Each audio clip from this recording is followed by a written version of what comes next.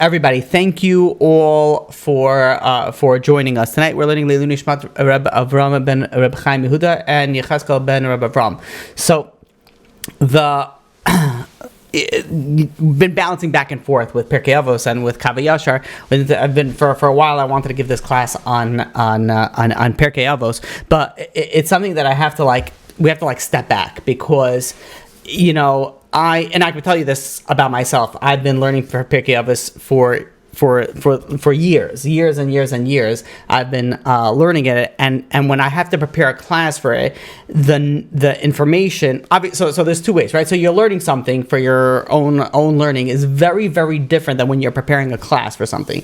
Preparing for class something, there's a tremendous amount. At least this is the way that I do it. There's a tremendous amount of sources that I go through. I literally go through anything I get my hands on. So it's a tremendous amount of time and focus on each little line and each little sentence, which gives you such a greater appreciation. The truth of the matter is that any learning that we should do, we should be doing like this. And maybe people do, and maybe it's just me who's lacking and only does this when they're giving a class. And the reason why I'm prefacing this is that even though I learned this so many times, you go through like different aspects of the Torah, different aspects of like classes that you listen to, and you may not connect to it fully, and you may all of a sudden see like, oh my gosh, this is like amazing, this is like beautiful, there's like so much knowledge over here, and it's so relevant to me, and it's so relevant to day to day. So and we kind of wax and wane from like all the this information when we're learning. Like sometimes you like get to a class and you're like it really affects you and it really touches you, and there's sometimes it's like like not so much, or maybe it doesn't, like not what your mindset is on, and maybe it's like on something else. And that's why like some people are only, when there's a war going on, they're only focused on war classes, and when there's not a war going on, and let's say they're in the dating parsha, so they're only focusing on date, and this is what connects them and this is what speaks to them. But in essence, and the truth of the matter, and this is really the topic that we'll try to uncover tonight, Be'ezrat Hashem, is that anything you could connect to, you could like tap into it, you could really get to the depths of it if you go through a certain process. And this is what will Be'ezrat Hashem speak tonight. So it's a phenomenal, an extremely important topic, a topic that when most people go through this Pirkei Avos, they go through and be like, oh, okay, like nice things. We're doing the fourth Mishnah Pirkei Avos, but we're not going to get to that yet. We have to back it up to like historical things. But when you're reading it, it's like, okay, cool, nice things, and then you just move on to the next. There's so much of a wealth of knowledge in here, and then the amazing thing about this particular class, and Be'ezrat Hashem, hopefully I'll be able to present it in a understandable fashion and an enjoyable fashion, is that you could take the information here and you could plug it into any topic that you learn if you utilize certain principles and certain.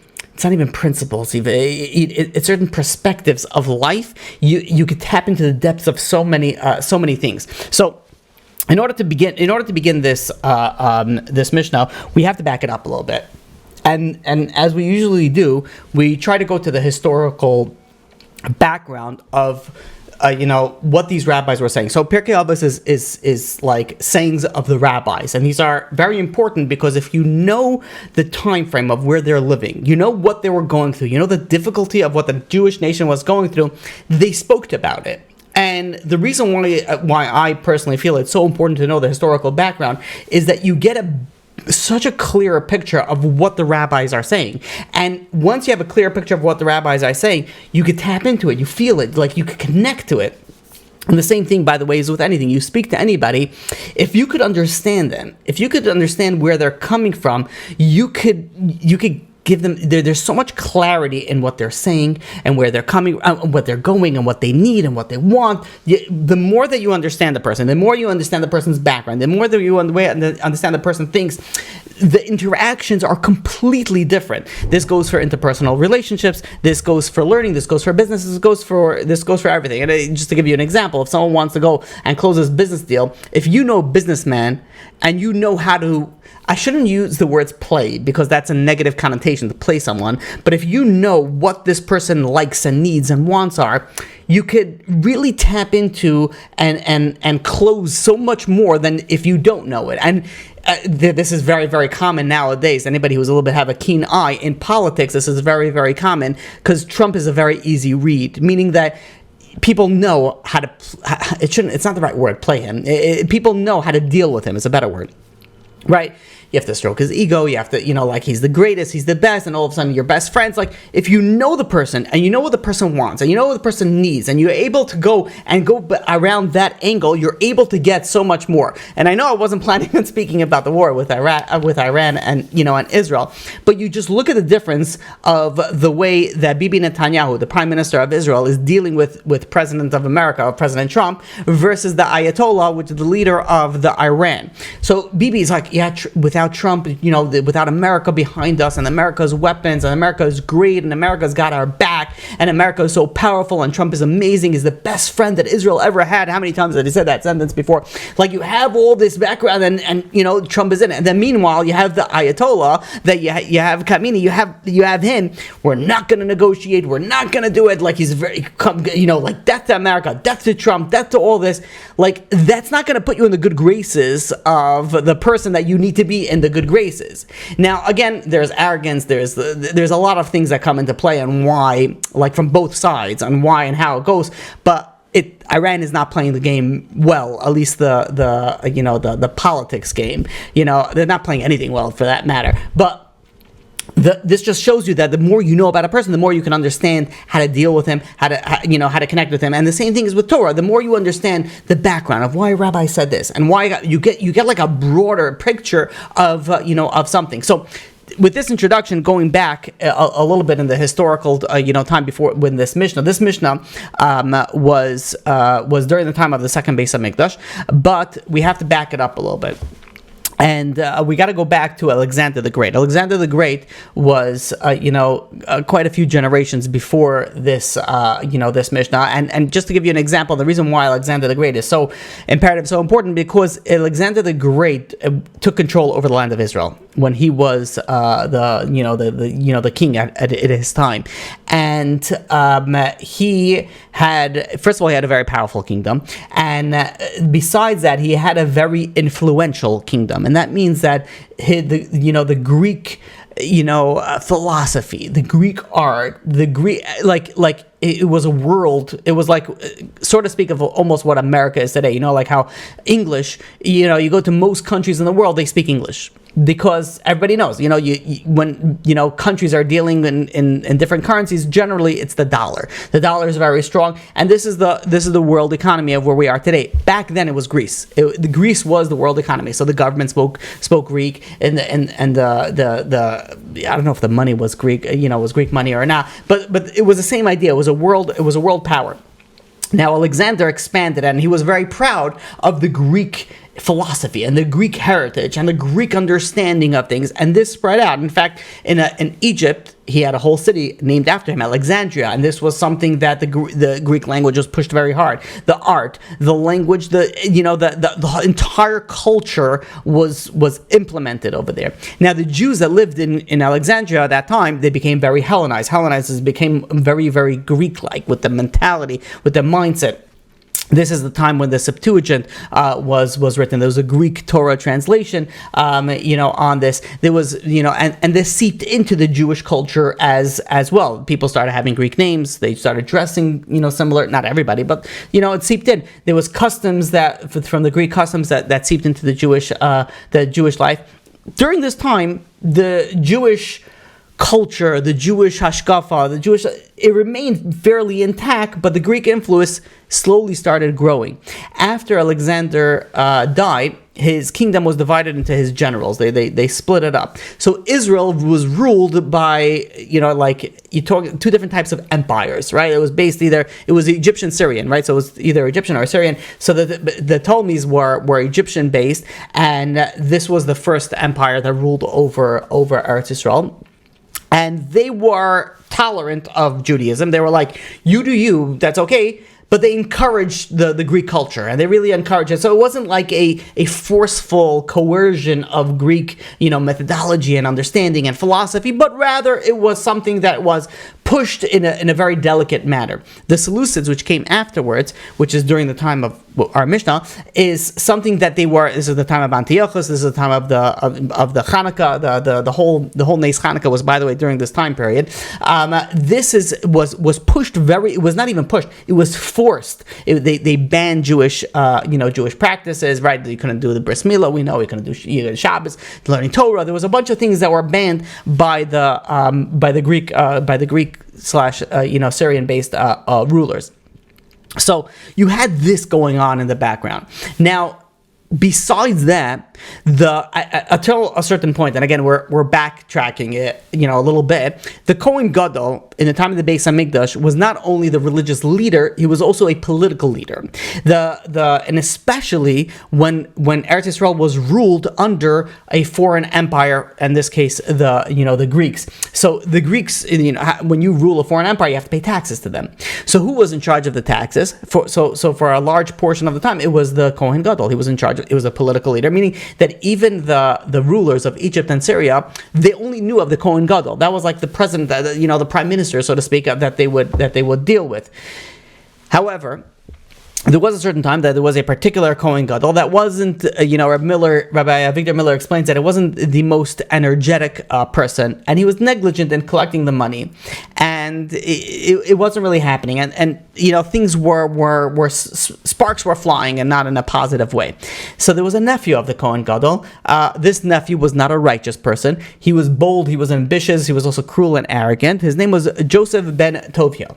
Now, he decided that his ambition is like, if I'm able to get this, he's going to make him very wealthy, very successful, very powerful. So he goes over to his uncle and he says, I want to go and I want to save the Jews, as if he's being some sort of savior, from danger. So let me take care of the taxes. Let me collect the taxes and I will give it to the Greek, to the Greek overseers, to the Greek rulers. And the Kohen Gadol agreed to it.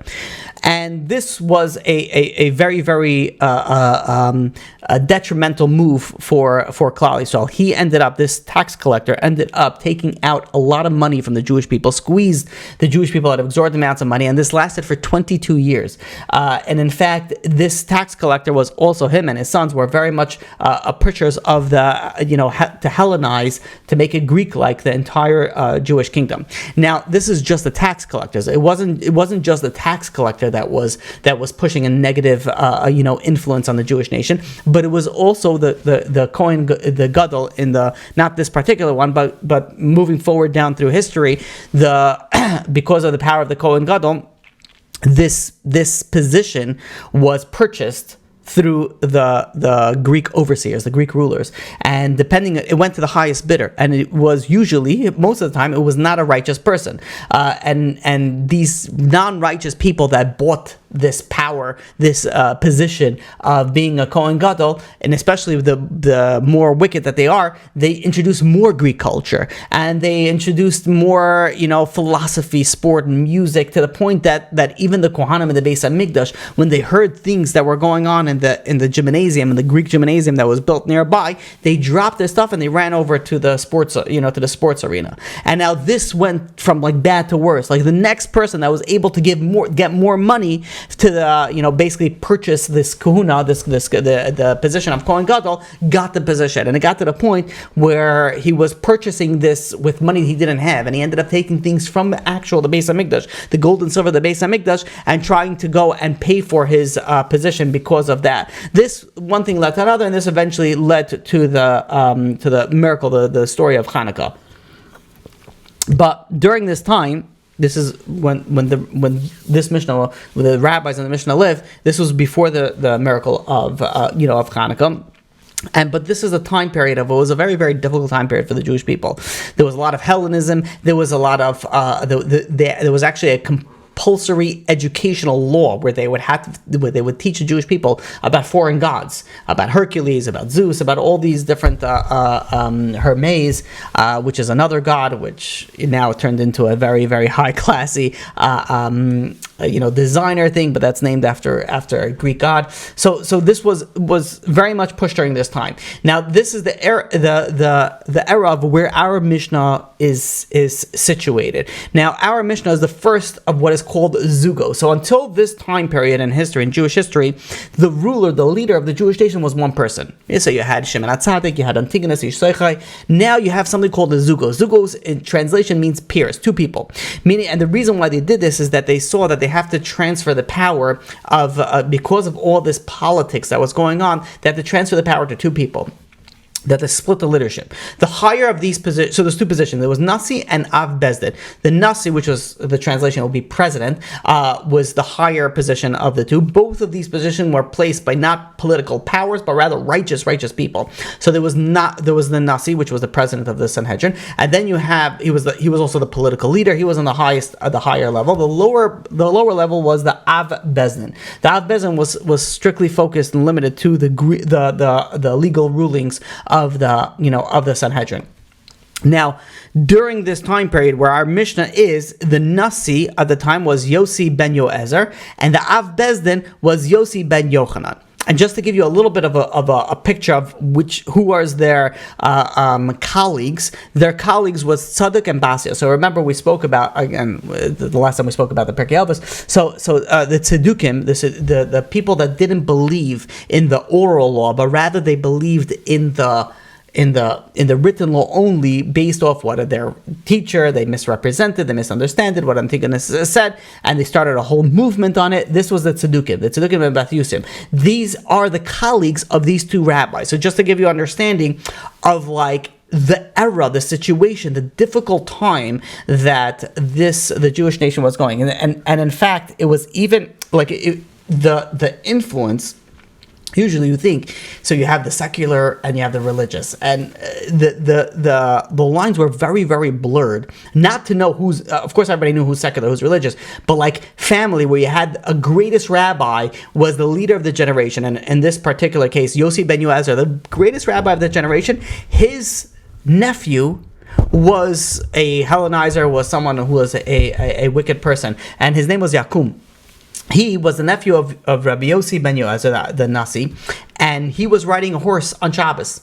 And the rabbi, his uncle, was condemned to death by hanging because he was teaching Torah, whatever. He was, was not following the Greek, requirements or restrictions on spreading Torah, and he was condemned to death. And he was put on a horse to go to the gallows. Both were riding on a horse on Shabbos.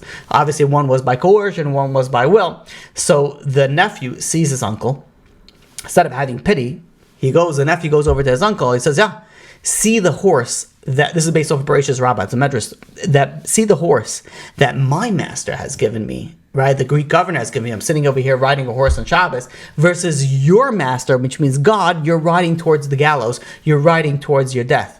So Rabbi Yose replied, he says, if those who anger God are the recipients of such honor, meaning like yourself, then imagine the amount of honor that he would give to people that follow his will. And then Yaakov, his nephew, responded. He says, "Is there anyone who listens to God better than you? You're the greatest person of the generation." So, and look at your situation. And then Rabbi Yossi responded. He says, "And if this is what Kadosh Baruch Hu does, if this is what God does to those who follow His will, imagine what He does to those that anger Him." Meaning, he was telling he was being led to his death, and instead of going and begging his nephew, "Maybe you could save me," he was giving his nephew musar. He was going and criticizing his nephew to go and do repentance, and his nephew really took it to heart. These words really affected his nephew, and it was just like a slap in the face, a wake up call, that he decided that he's going to do tshuva. And not only that, he decided he's going to punish himself. Again, not the way that you're supposed to do, but what he decided that he's going to do is he's going to give himself the 4 types of death penalty: stoning, burning, beheading, and choking, all in once. How did he do that? He went and he took a beam, put it into the ground. He hung a rope from it, and then under it, he made a pile of firewood, and then he surrounded it with stones and a little bit higher. And then he lit the fire, and he put a sword right in the middle of that, of the fire. And and he went and he hung himself right on top of that and right on top of the stones, like there was like levels. What happened is that he's sitting over there hanging on this wooden beam with this rope on top of this fire, and there's a sword sticking out. The rope burned and it eventually snapped. His nephew fell onto the sword, and then the stones collapsed around him, and then eventually he was burnt to death. So he took upon himself the four misas of Bezdin. And Rabbi Yose, when he was going in and out of consciousness, when he was being put to death, he saw the vision of like his nephew was flying towards heaven. And he commented, and he says, Yaakov, he went, and his nephew, he preceded me to Gan Eden in a short time. So all this is just to give you understanding of like, what's the era? What's the situation that's going on during this time? So, just to get like a little bit of understanding, there was outside influence from the Greek culture. There was inside influence from the Hellenizers, the Kohen Gadol, the tax collectors, the Tzaddukim, the Basusim. It was like it was a very, very turbulent time, and the Beis HaMikdash was still around during this time, and it was a very, very turbulent time. And this is the era that these rabbis were dealing with. So now, when you look at so much going on, and the rabbis are saying, this is what they said. This is what they this is like the lessons that they gave to the generation. The reason why I feel it's so important is because we're kind of living in a similar time. There's so many influences from so many different angles. Like there's so many things that are going on internally, externally. You just even if you put the Torah aspect on side, you look at how the world is, even the Jewish world, when you have the secular and the religious in Eretz Yisrael, and how they're fighting with each other and how they're going back and forth, again, the religious is right, like obviously, like regarding the army and regarding the fighting and different things, but like. There's so many influences from so many different angles, and it'll be like, this is like literally speaking to our generation. So what are you supposed to do? Like, how are you supposed, and this is what the rabbis came in, and they said, you want to know how to be able to fight it? You want to know how to be able to overcome it? This is what they said. Now, I'm going to read you the Mishnah, and I want you to think about the Mishnah in two different angles, two different perspectives. One, from not knowing, not knowing anything that I said before, like about painting the picture of where they live. Two, of like painting the picture of where they live and how much of a difference it's going to be. So the Mishnah goes and says, I'm going to read it in Hebrew, I'm going to translate it, and then we're going to go into the details of it. Yose ben Yoezer ish tzarei, the Yose ben Yoezer, which again was the Nasi, the president, is tzarei. He came from a place called tzarei. The Yose ben Yochanan was ish Yerushalayim. He came from Yerushalayim, and he was the Av Bezdin. Kiblu mehem, they accepted from them. First of all, just when it says Kiblu mehem, who did they accept from? These are their rabbis. They accepted this from. So this is information they got from the rabbis, and they're giving it over. Who are their rabbis? The rabbis was Antigonus ish Socho and Shimon HaTzaddik. Which you look at the previous Mishnahs and the Pirkei Avos, those who were the two previous one. So Yose ben Yoezer is Traiter. This is something that Yose ben Yoezer says. He says three things. These are the three things that he, that he mentioned. We're going to say the three things, then we're going to break it down and go into each detail in it, and then we'll put it all together very, very beautifully. B'ezrat Hashem. So Yose, excuse me. He said, number one, Yehei beischa beisavad l'chachamim. Your house should be a gathering place for the sages. Veheve misavik be'afar ragleihem, and you should, and this is number one, have a gathering of sages in your house. Number two, have a misavik be'afar ragleihem. You should connect. You should attach yourself to and sit in the dust of their feet. And the third one, veheve shoseh b'tzama devreihem, and you should drink with thirst their words. So just to give you those three steps, this is what he said. He said your house should be a meeting place of the sages, of the rabbis. Number two, you should sit at the dust of their feet, of the rabbis. And number three, you should drink their words with thirst. Now, this sounds like, all right, respect the rabbis, bring them into your house. Like, it sounds like nice, but like, how does that connect to like? What does that have to do with their situation, and how is that going to be beneficial? So let's break it down, and we'll make it this is like unbelievable. Like, it blows my mind every time. So listen to this. We're gonna split up the three things. We're gonna go through one, each of the steps, and then we're gonna plug it into all together. So the first things that he said was, "Yehei beischa beisvad lachamim." Let your home be a meeting place for the scholars. Why? And this is a very, very simple understanding that if you have a personal association with the scholars, with the Torah scholars, this is a tremendous amount of growth. In fact, our sages teaches us that serving your Torah scholars is greater than study, and that's why if you have a rabbi that calls you for a favor, if you have a rabbi that calls you and asks you a question, you should jump on it and you should say, "What can I do? Anything that I could do to help." The more that you do that, the better off you are. It's extremely important. The idea of being close to a rabbi is very important because you could learn from the rabbi, you could observe what he does, how he interacts, his behavior, his responses. Assuming that he's a legitimate, good rabbi that goes and follows the Torah, there's a lot to learn from him. And in fact, the Torah in Devarim, chapter 11, verse 22, tells us that what you have to do, lahava es Hashem alekechem, alechas b'chol derachav uledafka bay. You have to love your God. You have to go in the footsteps, and you have to cleave. You have to you connect and hold on to HaKadosh. How do you connect? How do you cleave to HaKadosh Baruch Hu? And the sages teaches us that this refers to either marrying your daughter to a Talmid Chacham, a Torah scholar, making business with a Torah scholar, supporting a Torah scholar, benefiting a Torah scholar, connecting to a Torah scholar, someone who connects to HaKadosh Baruch Hu, is as if you're going and you're connecting, you're cleaving to HaKadosh Baruch Hu. So there's side benefits for it as well, right? If you bring these Torah scholars to your home, it brings blessings to your home, right? If you have if you have a Torah, just like in a broad example, you have Shabbatons in your home. You have there's a certain. I remember when I did a Shabbaton for Ornava, they always would go back to a certain home in Muncie. It's a huge undertaking, but there's a huge blessing that comes to it, right? You're bringing people that are learning Torah in the home. You're bringing people that are Talmidei Chachamim into the home. So there's a tremendous amount of blessing that comes into it. You're bringing Torah scholars into your home. There's a tremendous blessing. We see this in the Torah, right? When Yaakov Avinu went to live by Lavan, all of a sudden he was blessed. Yosef descended into Mitzrayim. Mitzrayim was blessed. The entire country was blessed. So you bring Torah scholars, there's, besides spiritual blessings, there's material, physical blessings that happen, that go into the house, into the home. And there's a certain of a importance that you have to address the scholars, the rabbis. There's a story that Avot Yosef brings down. There was a rabbi by the name of Rabbi Meshulam Igral. He was extremely poor during his youth, but he was a prodigy. He was an Eloi. He was a genius, and he was very diligent in his studies. And he earned a name for himself as a genius, a big Talmid Chacham when he was still very young. Now, in his town, there was a very wealthy man by the name of Reb Shmuel Bick, from the town of Brody. This is where he was, and he decided this is huge scholar, young guy, very promising future. He's going to take him for his son-in-law. So he takes him for his son-in-law, and they get married. Now, his daughter, this Reb Shmuel Bick's daughter, was coming from a very wealthy background. She came from more on the spoiled side of things, and she was very pampered.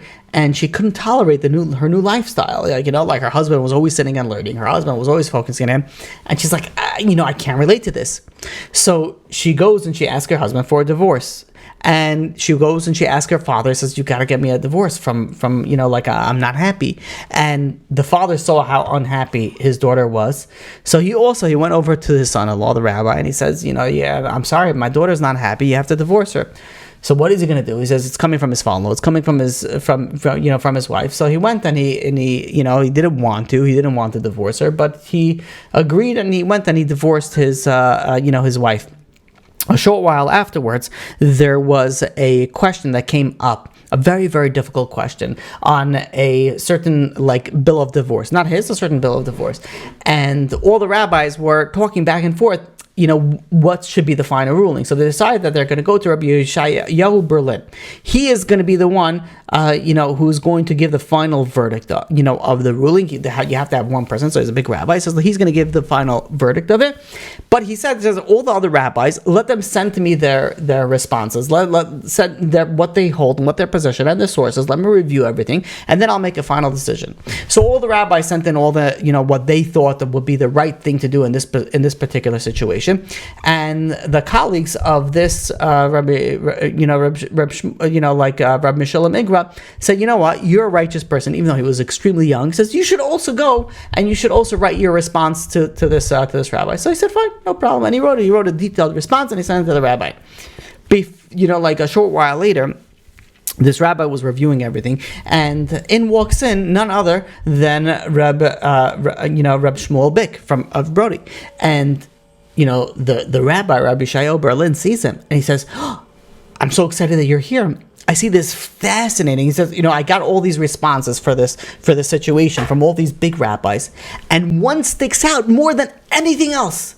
And that is someone by the name of Meshulam Ikra, and he's from your town. You got to tell me about him. I never heard about him. It's like his breadth, the knowledge of understanding, and the way that he explains it. It's unbelievable. And the Reb Shmuel Bick says he's a scholar in our town, but we have plenty of scholars. And the rabbi says, no, you don't understand. So this scholar is very different than all the other scholars. He said, this scholar is unbelievable. He says, so Reb Shmuel says, this scholar is 17 years old. He's a young guy. And he said the scholar is only 17 years old. The rabbi was so impressed. He says, this young scholar is going to be a leader of the entire Jewish nation. He's going to be huge. Reb Shmuel Bick, the father-in-law, heard about this. He fainted. The rabbi looks at him and says, "Why'd you faint?" He says, "What's going on?" And he says, "You don't understand." He says, "This was my son-in-law, but my daughter was unhappy. She wanted to divorce him, and I convinced them, and I convinced, force, whatever word you want to use, that he should go and divorce my daughter-in-law." And the rabbi heard it. He says, "You had this as your son-in-law, this person as your son-in-law, and you forced him to divorce your daughter? You should faint again." He said, "You should faint again." He says, "You don't know what you had. You don't know what you had in your hands." And this is what the Mishnah is saying us. The Mishnah is telling us that when you're going and you're bringing the scholars into your home, you're appreciating what you have. You're bringing it into a different level. This is a different level of appreciation. There's a different level of understanding, a different level of bracha that comes in. Rabbi Yaakov Hillel takes this a step further. He says, he went on a certain occasion and presented a question to Reb Chaim Pinchas Scheinberg. Reb Chaim Pinchas Scheinberg was the Rosh Yeshiva, was my Rosh Yeshiva of Torah R, and he was a Gadol Adar, and he asked him a question during this time, whatever he was going through it, and somebody came and asked him a question, a halacha question. So Reb Chaim Pinchas Scheinberg went and he opened up a Shulchan Aruch, opened up to the back to the Pri Megadim, which is a commentary on the Shulchan Aruch, a very, very lengthy and difficult commentary on the Shulchan Aruch, and he found it within seconds, answered the person and left. And the Rosh Yeshiva was smiling. And he says, what's going on? So I says, "Why are you smiling?" So he said, he says, he's a Rosh Yeshiva. He was a Rav, in his yeshiva. There was an American thing. There was an Israeli yeshiva. There was there was another yeshiva inside also. And he was a Rosh Yeshiva. Always always on Talmudic, theoretical, analysis of what he was going through. Not too often would he delve into like practical halachic, things. Even though when I was there, I was able to be part of his Mishnah Burush here. But most of the day, it's all Gemara. That's what you're focusing on. And he said that when I have a question on the Gemara, which I'm focusing on the majority of the day, he says, if I need to find something, it takes me time. I have to open up this and I have to open up that. But when someone comes and asks me for a question and I need to help another person, he says the answer just comes so quickly. There's a special siyata dishmaya. There's a special divine assistance that happens, when I'm going and I'm helping somebody else. And I'm going and, within seconds, I was able to find a very complex, location of a very lengthy commentary that was very difficult to find. I found it within seconds, and that's why I was smiling. So when you go and you help other people, when you bring other people, when you bring rabbis into your home, there is a special siyata dishmaya. There's a special divine assistance that comes with blessings and comes with spiritual blessings and physical blessings and material blessings from all areas. Rav Pam brings down that. Why is it so important to bring rabbis into your home, to have these Torah discussions in your home? He compares it to someone walking to a perfume shop. Imagine you walk into a place that's selling perfume, and it smells very strong there, right? There's all the perfume, people are spritching it and listening and trying to smell. If you walk in there and you're spending a certain amount of time there, when you go out, you smell like the perfume that's being sold over there. You'll absorb some of it. So too, if you have all these rabbis and you have all these spiritual giants that are coming into your home, you're going to absorb some of the, some of this, smelling, of it. You meaning that it's gonna tap into you some of this spirituality. And in fact, I know specifically with Rabbi Chaim Pinchas Scheinberg, where when he would come to America, he would always go to stay in certain people. One of the people that he would see to happens to be was a friend of mine in Bar Park. It was the Katz family, and he would go there very, very often when he would come, and it would rub off on the family as well. You having such a holy rabbi that's coming into your home makes an effect. It makes a roshem on you. So when we look at the flip side, that's also true, that if you converse, if you're in the company of wicked people, if you bring wicked people and people that speak lashon hara, and people that are bad, people that are just modestly, people that are focused on inappropriate things, they come to you, that's also going to affect on you. And the reason why this is actually really practical is it depends where you live, right? Where are you going to end up moving to? If you're going to end up moving to a community that's more modern, that it's more relaxed in the modesty requirements. If you move into a community that's more like weaker in certain things in spirituality, it's going to affect you.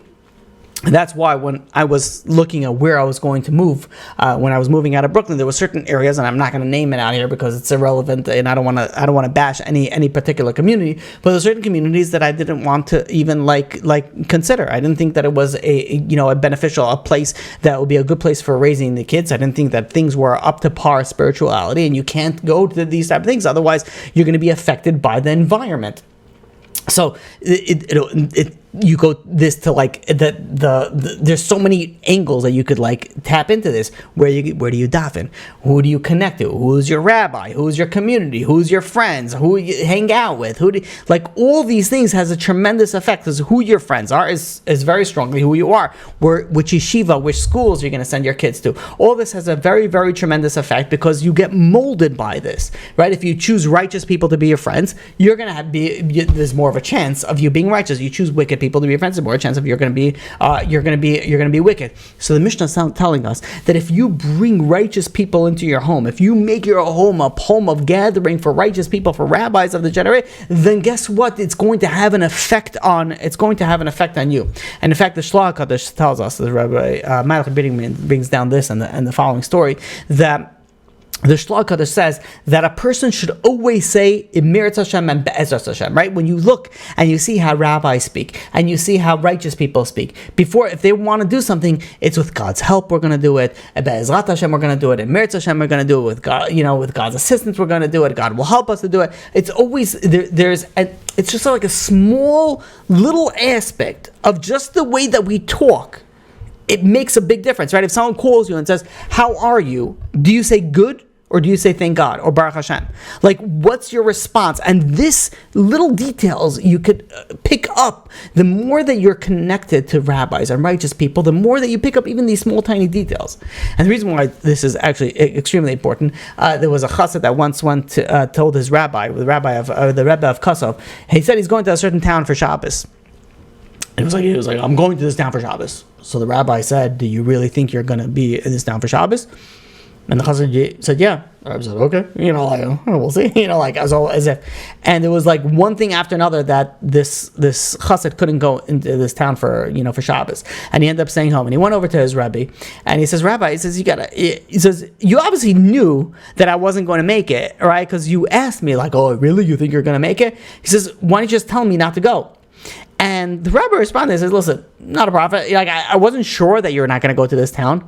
But when I heard how certain you are that you're going to go into this town for Shabbos, and you didn't say God willing, you didn't say Emeretz Hashem, Be'ezras Hashem, you didn't say anything like that, I kind of wondered, are you really going to you're so confident that this is going to happen without saying God, God will help, and in fact, again, I don't know why this keeps on coming up, but I know I said I wasn't going to speak about the war, but after, one of the first things that Bibi said, after Bibi, after the security cabinet decided that they're going to go and attack Iran, and I'm paraphrasing over here because I don't remember the exact details, Bibi Netanyahu said, God will help us, meaning that he started putting God into the equation, right? You have like certain times when people, get into a certain, there's no atheists in the foxhole, but like when you put, all of a sudden spirituality starts creeping out. And now, I don't know, I've seen this, I don't know if this is true, you guys could look it up, see, like when Bibi Netanyahu gets interviewed now, I'm pretty sure, I couldn't zoom in because I didn't really see it in clarity, but I'm pretty sure he has a Zohar and a Mishnayos in his background, and that wasn't always there. Now, like, I don't think that's a political stunt that he's pulling, because like the religious people are not going to be like, oh wait, what Mishnayos does he have over there? Okay, like now, I really think that's probably his, and like you could see, and in fact, ever since October 7th. The Prime Minister of Israel has been inserting a lot of Be'ezrat Hashem, with God's help, we will succeed. With God's help, a lot of God's help going on over there. And who knows if this is one of the big reasons that there is a Baruch Hashem, and it should continue, a tremendous success in these in these wars, because it's very important whenever you're going out something and you're going out to do something, whether it's new, whether it's old, whatever it is, say Be'ezrat Hashem and Meretz Hashem, God's gonna help me accomplish what I need to do. The Chida writes this following story. That there was once this wealthy person that was going out to buy oxen. Needed to buy some oxen. So he goes out, and Eliyahu Hanavi, not only was he a wealthy person, he was also a big Baal Tzedakah. Was like a good person. Eliyahu Hanavi meets him. He says, "Where are you going?" He says, "I'm going to buy oxen." And he says, "Don't you mean Meretz Hashem? Like with God's help, you're going to buy oxen?" And the wealthy merchant says, "What do you mean? I have money. I'm going to the town. I'm going to the marketplace. I'm going to buy oxen."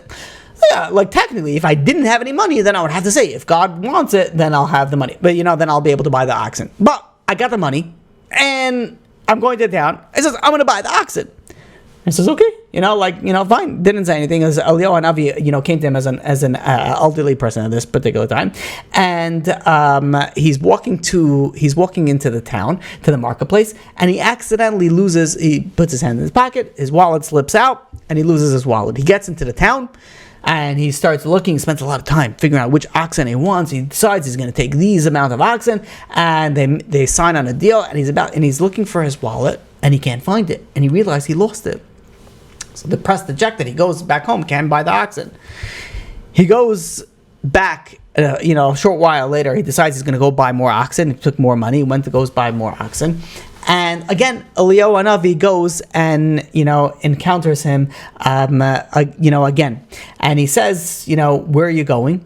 And this time he encounters him as like a merchant. And he says, where are you going?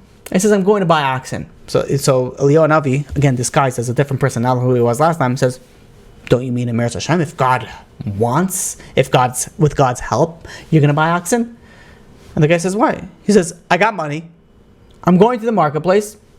I'll make, like if I didn't have any money, then fine. I would say Meretz Hashem, but I got the money. I got everything is lined up. Why am I going to say if God wants? It's lined up. And, the merchant says, okay, fine. And he falls asleep. When he wakes up, he can't find his wallet. And he starts thinking, he says, what's going on over here? He says, 2 times I couldn't find my wallet. He says, maybe God is punishing me because I didn't say Meretz Hashem.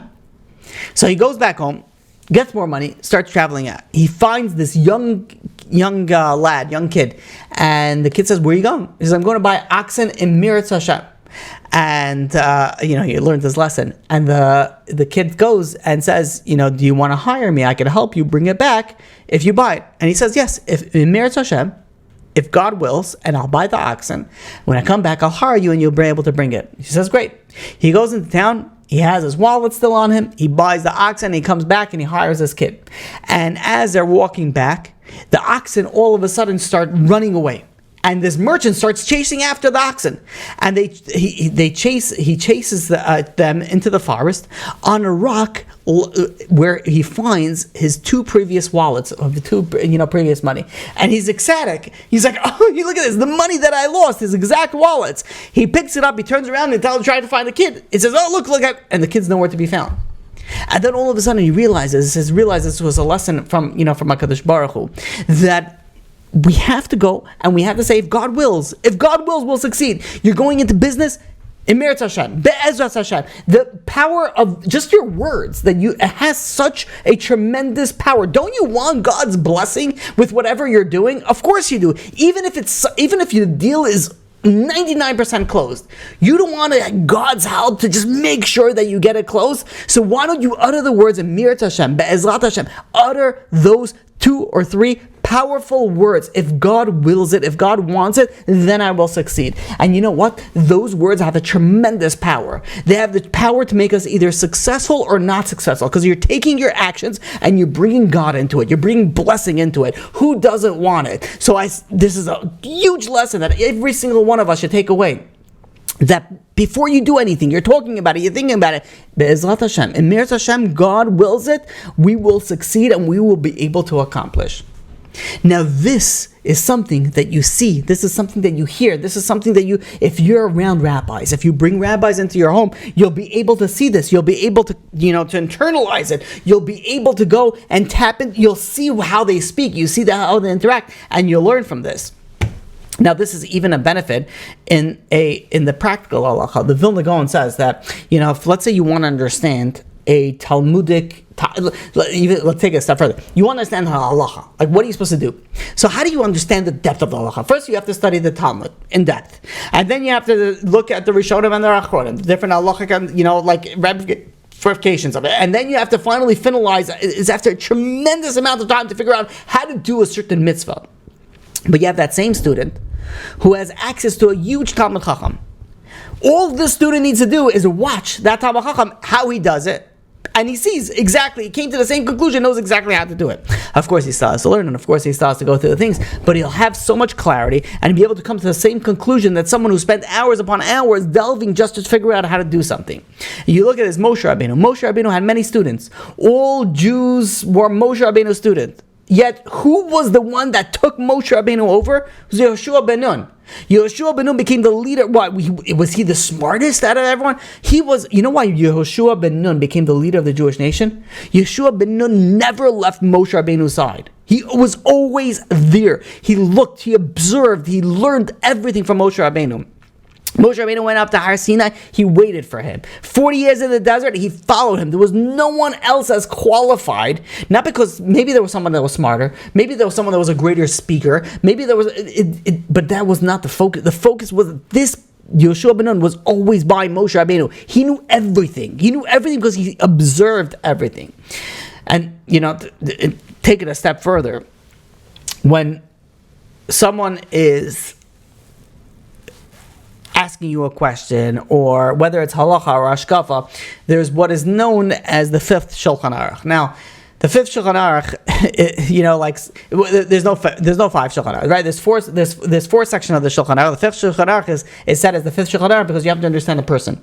Meaning that sometimes someone comes over to you and asks you a question, and there's 2 technical ways that you can go.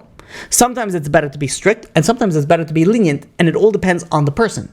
It depends on the situation, meaning like sometimes it's more appropriate to be stricter, and sometimes it's more appropriate to be more lenient. Again, this doesn't happen to all situations, all cases, right? Some cases it's just clear cut. There's no, breaking Shabbos. There's nothing to talk about, right? Unless it's a life, threatening situation. So, but in other situations, there could be some sort of leeway or gray area that maybe it's more appropriate. This is like the 5th Shulchan Aruch, where you have to know the person, know that.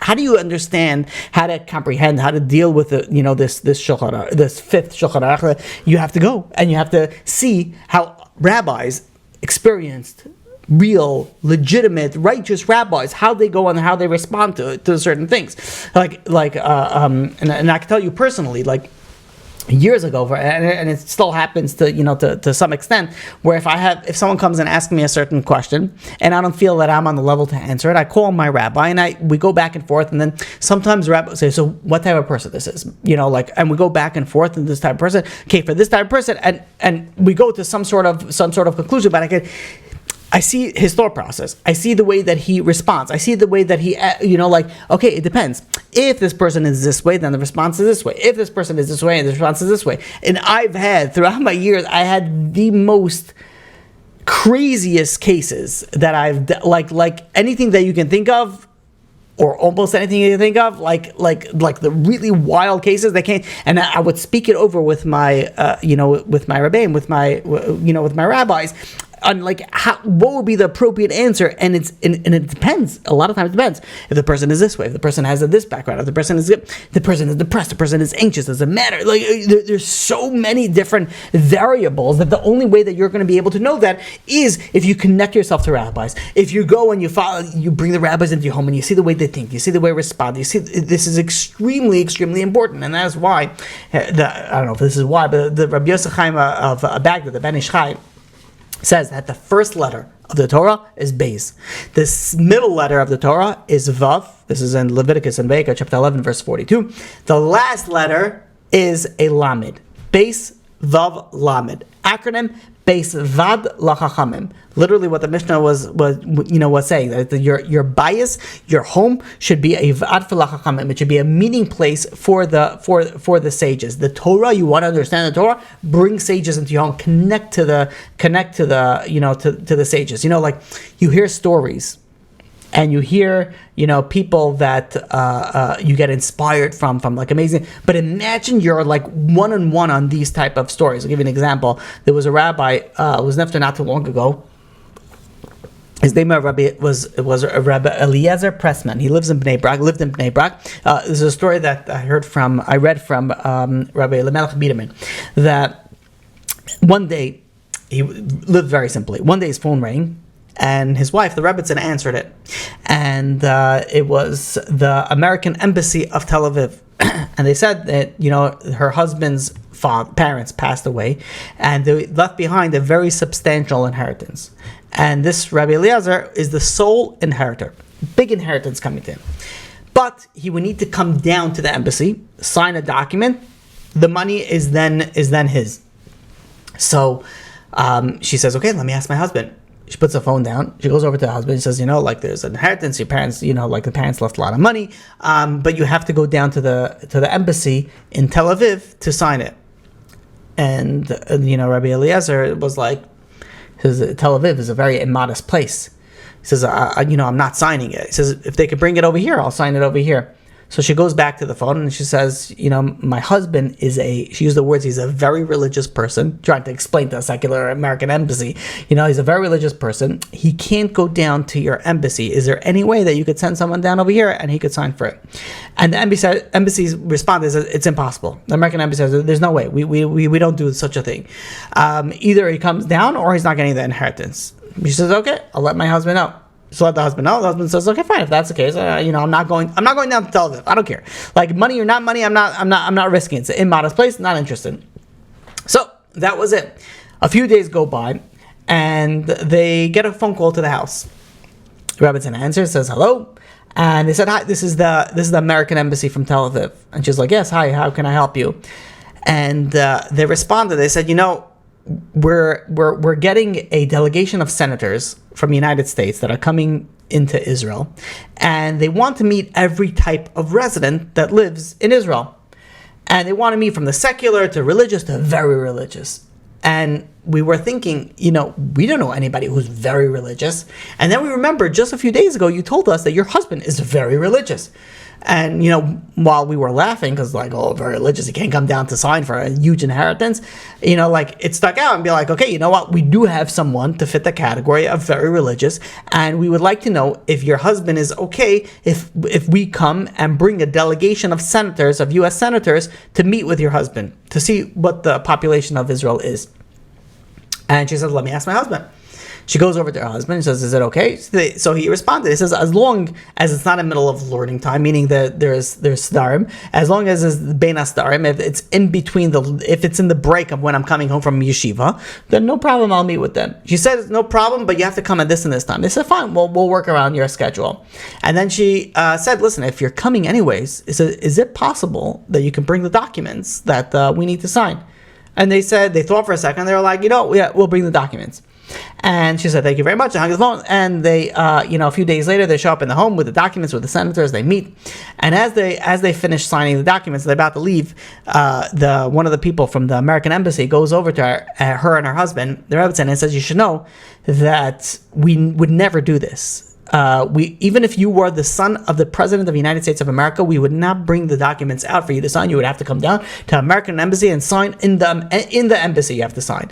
And to be honest, I don't know why and how we got into bringing this, but at the end of the day, you should know that this never, ever happens. This never happens. The lesson is that when you go and you follow the Torah, when you go and you don't bend your priorities, you keep your priorities straight, HaKadosh Baruch Hu takes care of you. No matter what, you don't lose out by going and doing the right thing. Is a huge, important factor that we're coming to day to day. We're like, okay, I don't know, should I do this? Should I do that? This is the right thing, but we have so many reasons to say the other thing is the right thing. You know, like we're like, really, I can really push it. If you really go are true to your values and you prioritize and you know what the right priorities are and you follow through with them, you will never ever lose out. How do we get to that priority? How do we get to that mindset? How do we get to this understanding? You go and you connect yourself to rabbis. You see how they act, how they, whatever it is right, that's what they do. In order to be able to live that life, you see all these stories, and it's great, and it's emotional, and it's inspirational, and you're like, great, that's amazing, but like, you want to know how to really tap into it? You want to know how to really go and feel it, that if you experience this firsthand, if you saw this story firsthand, it is 1,000-fold greater than if you just heard it from the way I said it. Because the power of experiencing these things is so much greater than just listening to it. Says the Mishnah, bring the rabbis into your home. Bring the sages, make your home a meeting place of the rabbis, and you're going to go and you're going to gain tremendously. So I apologize, we're running a little bit late. We're gonna go till the end with it. It's on Zoom. Leave if you need to leave. And this Reb Chaim of Volozhin says, let's say you have people that they can't bring rabbis. They're renting a small apartment or they have a small home. They can't bring rabbis into it. Reb Chaim of Volozhin says you could at least buy Sfarim. Buy Sfarim, buy the religious books, put it in your house, because then you can always take one out. That's as if you have a meeting place of the rabbis in your home. Rabbi Reuven Feinstein goes and explains that this is actually in reference to the rich and influential people, meaning that, and this is where we're going back to the historical aspect of things. During this time period, Hellenism, the Greek culture was very predominant, and the rabbis were like, we need to get Torah to be a priority. We need to get that the people realize that Torah is a very important factor. So what the rabbi said is that make sure your homes are filled with gathering of Torah study, and this was directed to the rich and influential people. Why is that so important? Because if the rich and influential people always have the rabbis coming into their home, then everybody's going to look at it and be like, wait a minute, if the rich, wealthy, and powerful are bringing rabbis into their home, then it must be that the rich, like this is something to do, right? Because, like the keeping up with the Joneses, you have to he buys a Mercedes, I have to buy a Mercedes, wait a minute. If he brings the rabbis into the home, there must be something there. Let me also bring the rabbis. It shows a chashivas, it shows an importance to the rabbis. As, like the same thing. You have someone that starts, buying, Tesla or buy Mercedes or Range Rover. All of a sudden, other people in the neighborhood are buying the similar cars. I was speaking to somebody who is a landscape, not a designer, but big landscaping projects. And he says a lot of the business that he gets, he says, how he gets it? Someone calls him up and he says, you did a project of my neighbor. Can you do what you did to him, you do to me? Maybe, I don't know, some people say a little bit nicer. How do people go? They see what they like in somebody else and they bring it into their home.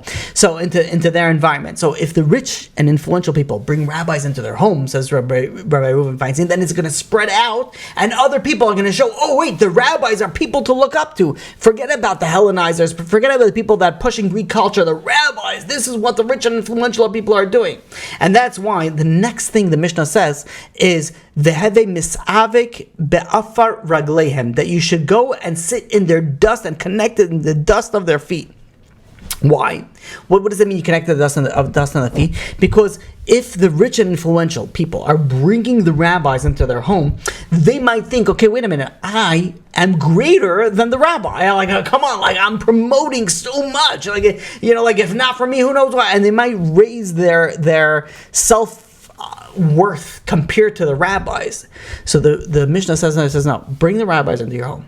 That's huge. That's amazing. But no, you have to sit in the dust of their feet. You're not even the dust of the feet of the rabbis. You have to humble yourself. Rabbi Yaakov Hillel explains that, when you have a continuous or frequent contact with a big rabbi, there's a familiarity.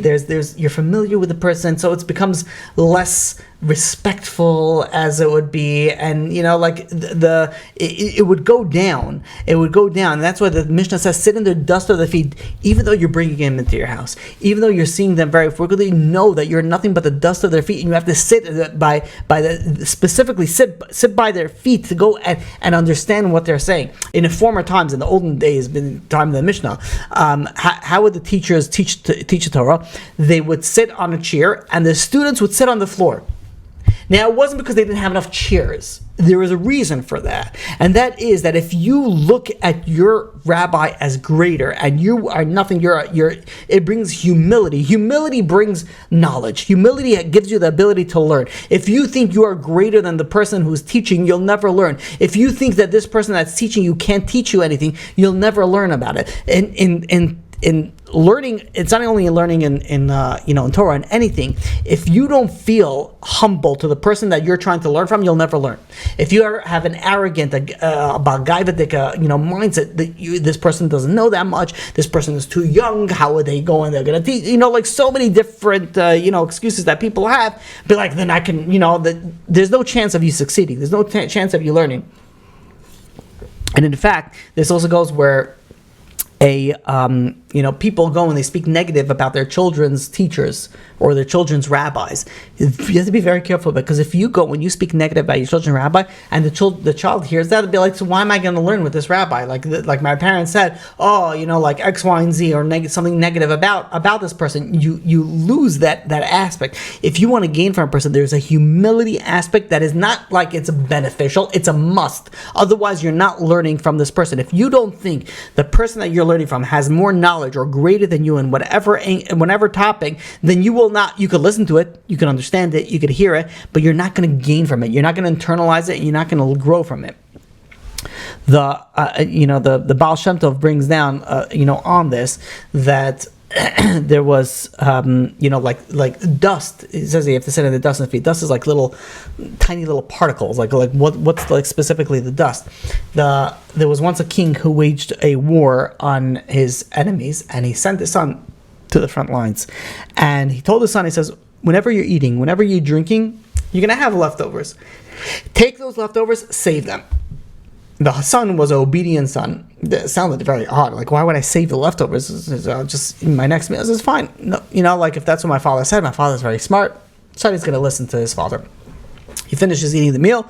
Again, he was a prince, so there was abundance, and he kept on saving. Saving. One day, while at war, there's a siege that goes around all the king's troop, and nobody had food. Right? That's how they were going to go get them. They're going to starve them.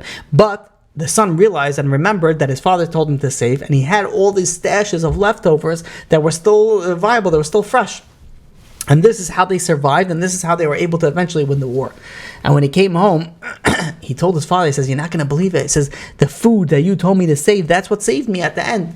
And the father says, that's exactly the reason why I told you to save it. I knew that something might happen, and I wanted you to have this resource, this backup. Says the Baal Shem Tov, whenever we're listening to one thing or two things from a rabbi, if we're able to go and internalize it, if we're able to go and sit in the dust of their feet and really accept of what they're saying, then guess what? We're pocketing those leftovers, those little tiny tips. Now I'm talking about big shir, little tiny 1 minute clips or 2 minute clips or something that you listen. You're able to cap. That's going to go and help you with dealing with the Yetzer Hara, with the evil inclination. The evil inclination goes, and every time it's going to try to go and get you somewhere, you're going to have these reserves of Torah sitting in your arsenal that you're able to take out, and you're able to go and to connect to it and overcome this desire. That's why the Mishnah says the second thing is you have to sit by the dust of their feet. You have to humble yourself. You have to put yourself to humility. let's go on to the third and final thing, and then we'll put it all together after we finish the third aspect of it. I apologize, we're running super late. The third aspect of the Mishnah is you have to drink their words thirstily. So Rabbi Yaakov Hillel explains that what does it mean they have to drink the words thirstily? If someone's thirsty and they're drinking something, the water, first of all, it's a life-saving water. But secondly, what is a thirst? If someone is parched, right? Someone is so, I'm talking about, I don't know if you remember ever being so thirsty. You're like, oh my God, I need to drink so badly. When you're drinking, there is nothing else that matters other than the water. He says when you're studying Torah, when you're going, you should think about it that there's nothing else other than the Torah that I'm studying it. Yeah, and furthermore, you have to think about it that we'll never have another opportunity to study. This is all that we have. Right here, right now, it's late, it's past the time that we're supposed to end. You're sitting and you're learning, this is all that, if you're able to focus and say, this is all that I got, like a thirsty person is just drinking, and it's all that's on his mind is just downing that water and going and quenching the thirst. Furthermore, you should think that there's no other place to study. There's no other book to study from. There's no other teacher to study from. The attitude to acquire wisdom, says Rabbi Yaakov Hillel, is to focus on the resources that are accessible to us. And he quotes a pasuk from Mishnah, chapter 17, verse 24.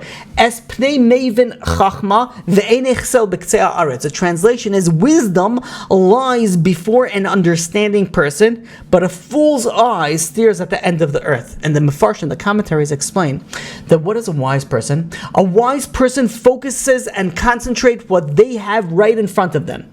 They're in a particular yeshiva, that's what they're focusing on. They have a particular teacher, that's what they're focusing on. They're learning a particular sefer, that's what they're focusing on, and that's how they're going to be successful. But a fool, in contrast, is convinced wisdom is somewhere else. Some remote, elusive location, far off. He steers to the ends of the earth. That's where the wisdom is going to be. And we see this is very common. You have Israelis. I live in Israel, the greatest place of Torah in the world.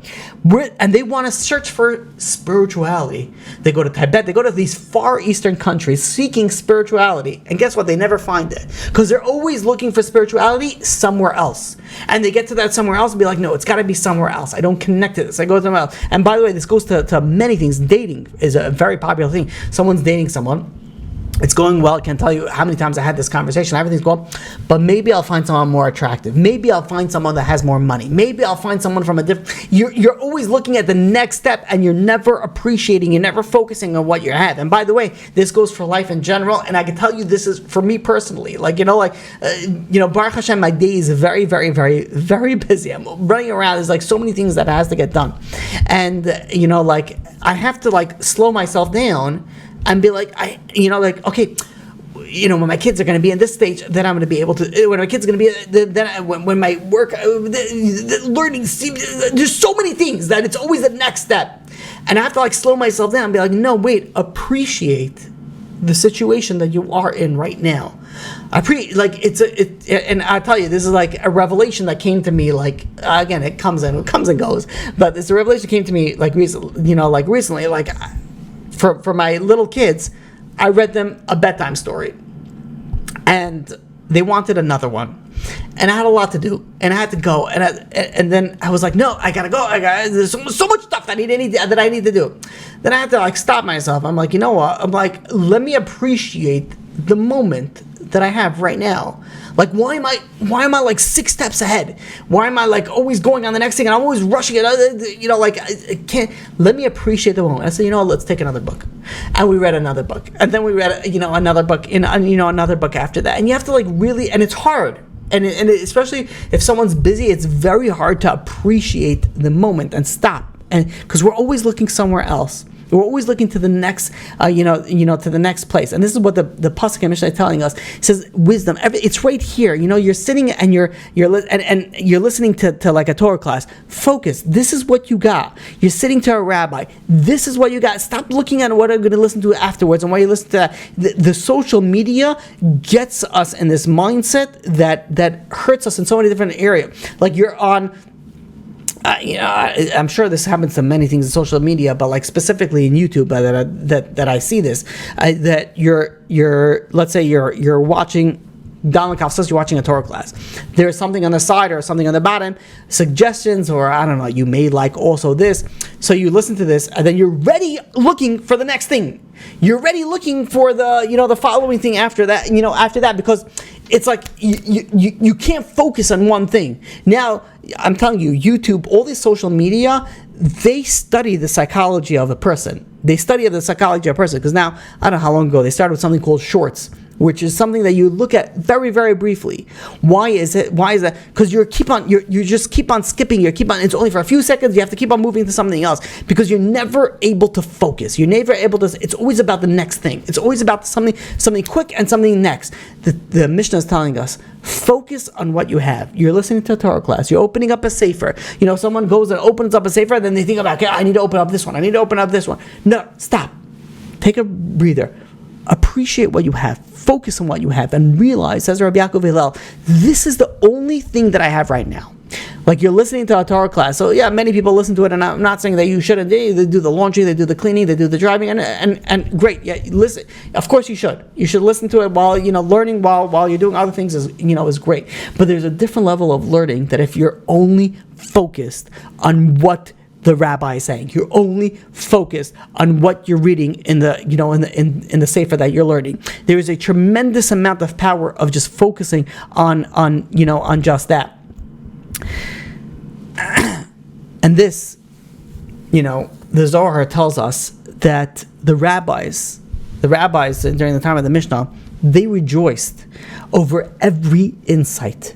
If somebody that was younger than them, if someone who was less learned than them said some sort of Torah thing, they drink it up with thirst. They drink it up. They're like, oh, this is unbelievable. This is amazing, because everything was an opportunity for growth. Everything was an opportunity, to learn. And unfortunately, you have people, let's say, listen, they go through rabbis, like they go through, series, like seasons of who they're into. Because why? I heard everything that this rabbi says. Oh, they try to listen to somebody else. They try to get somebody else. Someone like that doesn't usually grow. I can't say that they don't, because you really could, but they don't grow as much, because they're always jumping around. They're always going around because they feel like they heard everything that that this person said.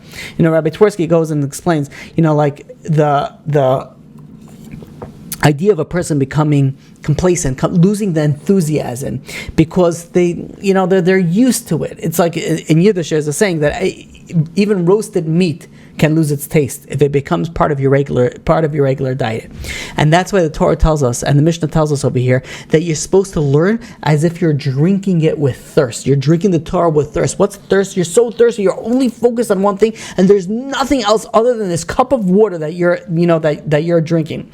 And in fact, it's very common. You have people that fall asleep during speeches, and happen to be plenty of times. I'm sure I have plenty of other speakers and other rabbis as well. And it's not unusual. It's very it's common. They fall asleep, and it doesn't mean that the speaker is not a good speaker. It doesn't mean that the speaker is not a good orator.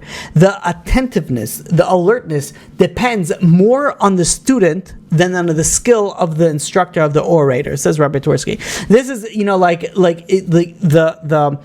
if somebody were giving a class on how to save yourself, if you're about to go on a certain hike or a certain dangerous mission, and they're teaching you how to save yourself, you're going to listen, because you're like, this is important stuff. That's how you should be learning Torah, like as if there's nothing else, and this is the most important thing. Torah is our life. Torah is our life. This is the most important thing. That's what you should need to focus on, and that's why the Mishnah says, drink the words of the Torah with thirst. The Hebeshasa Beitzama as the Vram, and it's very interesting that the vernacular that is being used is bitsama. Bitsama means with thirst.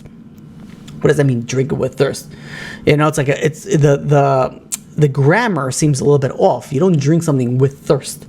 You drink something as you're thirsty. Like there's different ways that we could go up. What to drink something with thirst? Because when someone drinks something and is thirsty, eventually they'll get satiated and they don't need to drink anymore. The Torah is saying that's not what you should do. It says you're learning as if you're always thirsty, meaning that you're always in that mindset. It's not like, okay, I learned this so many times, so I'm used to it, so I'm not thirsty, for this information anymore. No. You're always drinking with thirst, meaning that you're always going and you're always learning with this quenching desire to go and comprehend it, this craving desire. So now, let's try to plug this all in together. And oh my gosh, it's so late. I apologize. We'll plug this all in, together. So, and this is from the Darash David. So the Darash David says as follows. The Mishnah says that you should go and bring sages into your home. You should sit by the dust of their feet, and you should drink their words with thirst. Now, really, what's greater, bringing sages into your home or attaching yourself to the sages or sitting by the dust of their feet? Really, it's attaching yourself to the sages, sitting by the dust of their feet is greater. So why is it that the Mishnah begins the process by your home should be a meeting place for the sages? And the reason is that when you accustom yourself, when you become familiar to having always Torah in your home, when you're having all these rabbis in their home, there's a certain craving, there's a certain desire of Torah that will eventually lead you to connect to the sages, to go and sit by the dust of their feet, to drink their words with thirst. Meaning that the first and most important thing is you have to get your perspective and your perceptions and your priorities right. If you bring the sages into your home, then your focus is always going to be on Torah. Your focus and importance, and then like anything they say, you're going to connect to them, and then you're going to drink with it with thirst. Excuse me.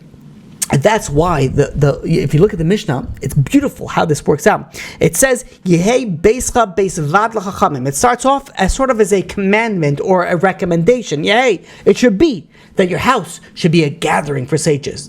And then afterwards it says, Veheve misavik ba'afar ragleim. Veheve, it doesn't word Yehei, it says Veheve. Veheve means that it's almost like it will be a state of being. And then it says Veheve shoysa b'tzama devrehim. It uses the same words twice at the last two things, meaning, and the outcome will be that you'll sit by the dust of their feet and you'll drink with thirst their words. Meaning that the Mishnah is saying that if you change your perspective, your priorities, and you bring the sages into your home, and you make this important for you, and it's Torah is important, that guess what's going to happen? You're going to connect to them, and you're going to attach yourself to them by the dust of their feet, and now that you're going to drink their words thirstily, meaning that you start off with process number one. You're bringing them into your home, you're making them a priority, and then it's going to lead that you're going to drink everything that they say with thirst. You're going to connect to you'll be humble. You'll be the dust of their feet. You'll be able to grow in Yiddishkeit. And this, just to give you a little bit of an understanding, the Chafetz Chaim was once visiting a city in Vilna, and there was a young student at that time. His name was Michal Yehuda Lefkowitz, who later became a big rabbi, leader of the Jewish nation. And he was sitting and learning in the Beis Medrash, and he heard that the Chafetz Chaim is coming to town. And he was uncertain. Should I go visit the Chafetz Chaim? Should I not go visit the Chafetz Chaim? Should I stay and learning Torah, Talmud Torah, can I get Kula? Maybe I should stay, going back and forth. He decided, you know what? I'm going to stay and learn. The whole yeshiva packed out to meet the Chafetz Chaim, and he stayed and learned. And he was very happy with this decision. Yeah, as a smada, he was very diligent in his learning. I was very happy with it.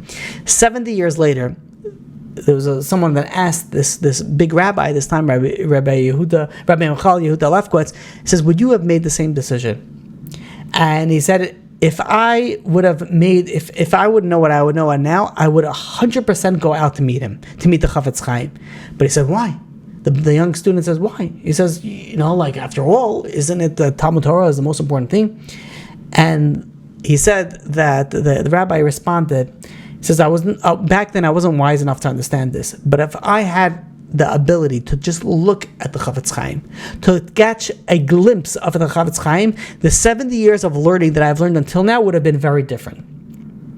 Because if we connect ourselves to our rabbis, it's very different than if we just learn and we listen to classes online and we have all these. It's very, very different when you connect yourself to a rabbi, when you connect to it, because that has a tremendous impact on yourself. And the rabbis of of these generation, when talking about the Mishnah, where they were going through very, very turbulent times during the times of the second Beis Hamikdash, and the Greek influence, and the internal influence, and the outside influence, and they were like, how are we going to go and make sure that the generation continues to go and follow the Torah and shows an importance of Torah? And this is the three things that they said. They said that you have to go and bring rabbis into your home. And you have to, if you bring rabbis into your home, you show an importance to it. And you show that this is all that the focus, the most important focus out of it. And once you have this important focus on it, then you're going to sit. You have to make sure that you have to be the humble aspect of it. Because in order from gaining from a rabbi, you have to make sure that you sit in the dust of their feet. You have to realize that in order to grow from someone, you have to be humble. You have to have this humility. And once you have this humility, you have to realize the final aspect, the final third key to this equation is that you have to drink with thirst their words. That's how you're going to take the Torah, which was fighting Hellenism, which was fighting the Greek culture, and you'll bring it above and the top. And it's not the days that we're dealing with right now. Yes, maybe it's not the Greek, but it's a Western culture. And yes, maybe you're not going to say that it's Avodah Zarah, but there's other things that are going on over here. But this message lies so strong in our day and age. You have to realize what's your priority. If you make the priority the Torah, then everything else is going to follow. And I'll finish off with a story. Really finishing off that there was a Ramal Binyamin brings us down that there was a wealthy person in Russia that he was extremely wealthy, and he had a business broker that would bring him his deals. And one day, he came in to visit his this wealthy business person, the wealthy merchant, and this broker, and he said, I have this crazy business deal, but it was lunchtime, and this merchant had a one rule: in lunch, no one bothers him. Lunch is his most important meal. He has this massive meal with meats and steaks and wine, this is his focus. And there's a broker, very close with this wealthy man. But this is once every few years you get this type of business opportunity. So he goes over to this wealthy person, and he says, "I had this crazy." This wealthy person ignores him. Says, "No, I'm not interested." Tries again, ignores him. Tries again, ignores him. It's a long meal that he takes it. Eventually, he keeps on saying, he says, "This is a deal once in a few years. You're not going to see this, and who knows? It's a crazy, crazy deal. Take it before you lose it." The wealthy man completely ignores him. After he finishes his meal, he goes over to the broker and says, "What can I help you with? What's going on? What's the deal?" And the broker says, "I made a phone call." It says, "It turns out the deal's over. He lost it." He says, "Fine." He wasn't there, didn't bother him so much. So he goes over to this wealthy person and says, "I don't understand." He says, "This is a deal that you don't see, you see a few times in your lifetime." He says, "You missed it out on it. What, for a piece of meat? That's what you missed out of it?" So this wealthy man explained to him, he says, "Why do I work? What's the purpose of me working? What's the purpose of me making money?" He says, "So I can enjoy my meals, I can enjoy my meat, I can enjoy my luxuries in life. If you're coming to me and you want to get me to a goal, which is to make more money, which is to enjoy my meals, to enjoy my life, and I'm enjoying my meal and I'm enjoying my life right now, so I'm living my goal right now. And you want to come and you want to bring me something so I can live my goal, I am living my goal. I'm doing it right now. So when I'm eating lunch, you think about it, be like, oh, this guy must be some sort of, crazy, obsessive guy. No, not necessarily. He says, I'm living life. What's my goal in life? My goal is not just to work and to make money. My goal is to make money so I can enjoy it, so I can eat, so I can enjoy whatever the luxuries that I want to enjoy in my life. I'm living my goal right now. So if I'm living my goal right now, what do I need to bother with making money?" And he says, "That's why it doesn't bother me." He says, "Yeah, you came, you got a good deal. Yeah, okay, fine. It comes and goes. But at the end of the day, what's my goal? My goal is to enjoy. And not right now I'm enjoying. So I'm not going to go and chase after what's going to get me to my end goal if I am in my end goal right now. And I am enjoying it right now." And, this is, explains Ramal Binyamin. what's our end goal, right? What's our end goal in our life? Is our end goal in our life to make money? Is our end goal in our life to work? Is our end goal in our life to where is the end goal? And if you realize your end goal is to connect to HaKadosh Baruch Hu, if your end goal is to go and to connect to spirituality, then when you're learning, when you're focused, then that's all that matters. And how do you make it that that's all that matters? You have to make sure that this is something that's extremely important to you. How do you make it extremely important to you? Says the Mishnah, bring the rabbis into your home. Make it important. You can't bring the rabbis into your home, bring Sfarim into your home. Bring something, make it sure that this is something that is extremely important in your life. Once you have it, that is extremely important in your life, the Torah is extremely important in your life, then you need the other and the next aspect, which is humility. You want to learn from someone, you want to grow from someone, you want to grow from the Torah, you want to open up a sefer and be able to comprehend it. You have to realize that this person, this rabbi, this speaker, this person, he is going to be able to go and teach me, or she's going to be able to go and teach me. You have to have this humility. You have to have this humility. Sit in the dust of their feet. Once you have the dust of their feet, then you're going to be able to drink with thirst their words. And you have to realize that when you're sitting and you're learning and you're connecting and you have to realize there's nothing else in the world that matters. There's only one focus and one focus now, right now. This is what my goal is. There's not the news. There's not the war in Israel, the war in Iran. There's not right now I'm learning and there's nothing else that matters. Again, easier said than done. But this should be your focus, that you're only focusing on what you have right now. And this is what the rabbi was saying during a time that was very, very turbulent, during the time of when they were living. There was wars, and there was Hellenizers, and there was outside influences. The time of the Beis HaMikdash, this was the time of we didn't have the time to it, and it's too late to go. This is the first machlokus was during that time. There were so many aspects that were going on during this time, and they realized and said, if we put Torah as a forefront, if we put Torah as the most important thing, we'll be able to accomplish everything. We'll be able to accomplish everything. So this is something that if you go and you don't realize the background and you're just learning at it, you'll be like, okay, nice, okay, it's important. But once you realize the background, once you realize the power for it, you realize on how crazy deep what they were saying was, and how important it was not only to them in that time, but and to our day and age. So besides the lesson that you learned from here, besides all the lessons that we learned, an important lesson. But you have to also realize that if you understand the background of something, if you could get to such a level of depths of knowing the person, knowing what they're dealing with, how to answer them. It is so important, so imperative, and HaKadosh Baruch will help each and every single one of us that whatever we deal with, whether it's with our spouse, an interpersonal relationship, with our business, HaKadosh Baruch should open up our eyes to be able to see the depths of what the person needs and what the person wants and how to connect to that person. And of course, HaKadosh Baruch should give us the power to be able to connect to the Torah HaKadosha and to be able to connect it like we have never connected it before and be able to focus as if it's only this and nothing else. We'll say a kapitel Tehillim for Klal Yisrael, for Eretz Yisrael, and then we'll end it off. As usual, we say kapitel Kuf Lamed.